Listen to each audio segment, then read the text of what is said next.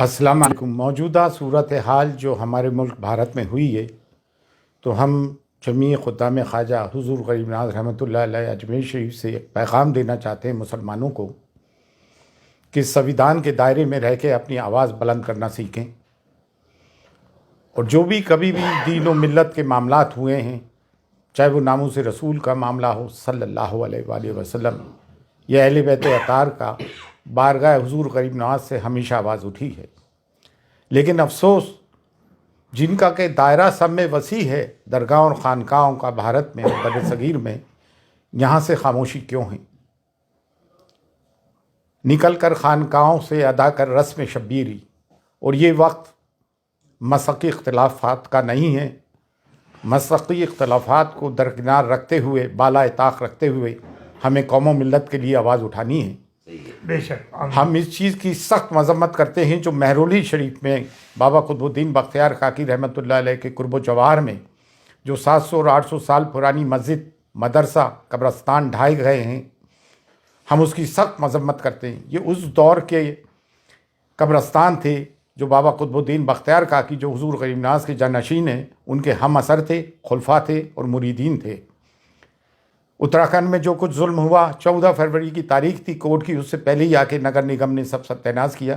باقاعدہ machine gun چلائی گئی مسلمانوں پہ اور ظلم و مظالم اٹھائے جا رہے ہیں۔ ہمیں وہ UCC برداشت ہی نہیں ہے جو ہماری شریعت میں مداخلت کرتا ہو۔ بریلی میں جو توقیر رضا خان صاحب نے آواز اٹھائی، سویدھان کے دائرے میں رہتے ہوئے جیل بھرو آندولن کا آہوان کیا، جو گاندھی جی نے برٹش پیریڈ کے وقت کیا تھا، وہ بھی ایک سویدھانک طریقہ ہے۔ ہم نے اس کی بھی پرزور حمایت کی ہے۔ اور مفتی سلمان اظہری صاحب کو جو بندی بنایا گیا، ان پہ کیس لگایا گیا، ایسی انہوں نے کون سی بات کر دی تھی؟ اور ATS کو اس میں حائل کر دیا گیا۔ جب بھی کوئی مسلمان کوئی اپنے حقوق کی آواز اٹھاتا ہے، اپنے پہ ہو رہے ظلم کی آواز اٹھاتا ہے، تو اس کے تار پاکستان سے یا کسی بھی ٹیررسٹ آرگنائزیشن سے جوڑنے کی کوشش کی جاتی ہے۔ صبر کی، سہنشیلتا کی ایک انتہا ہوتی ہے۔ گزشتہ 10 سال سے میڈیا اینٹی اسلام اور اینٹی مسلم اس پر کارمند ہے، لوگوں کے دلوں میں زہر بھر دیا ہے۔ میڈائیول پیریڈ میں تاریخ میں کیا ہوا، ہسٹری میں کیا ہوا، اتہاس میں کیا ہوا، اس کے ذمہ دار ہم قطعی طور سے نہیں ہیں۔ پارٹیشن کے ہم ذمہ دار نہیں، پھر ہمارے پر یہ مظالم اور ظلم کیوں اٹھائے جا رہے ہیں؟ ہندوستان میں ڈائیورسٹی ہے، تمام پھولوں کا ایک گلدستہ ہے، صرف ایک گیندے کا پھول ہی کیوں؟ اس میں چمیلی بھی ہے، چمپا بھی ہے، موگرا بھی ہے، گلاب بھی ہے، سب کو لے کے بھارت بنا ہے ہمارا۔ سویدھان ہمیں حق دیتا ہے، اور اب کوئی بھی نگر نگم کا بلڈوزر غیر قانونی طور سے ہمارے گھروں کو بلڈوز کرتا ہے، تو سب کے سب میدان میں اتر کے آؤ اور سویدھانک طریقے سے اپنے لوگوں کی حفاظت کریں۔ یہ بلڈوزر کی راجنیتی انہوں نے اسرائیل سے سیکھی ہے۔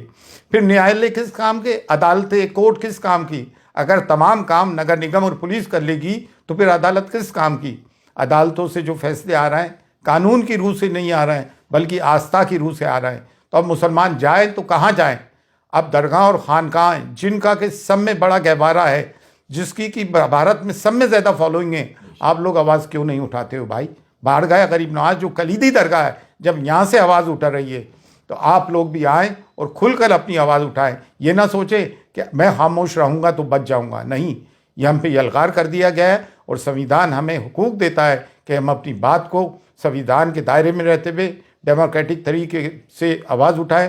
آج حضور غریب نواز کی درگاہ تک بھی بات پہنچ گئی ہے، حضور غریب نواز کی شان میں گستاخیاں ہو رہی ہیں، ہمارے نبی کریم صلی اللہ علیہ وآلہ وسلم کی شان میں گستاخیاں ہو رہی ہیں۔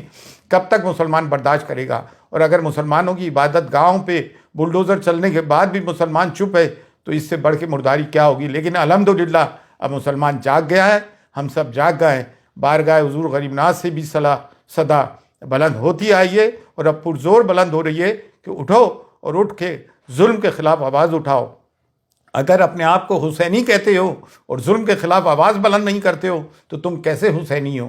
مسلکی اختلافات اپنی جگہ ہیں، لیکن ملت کی بنیاد پر مسلکی اختلافات کو بالائے طاق رکھو، اور جو لوگ بول رہے ہیں ان کی حمایت کرو۔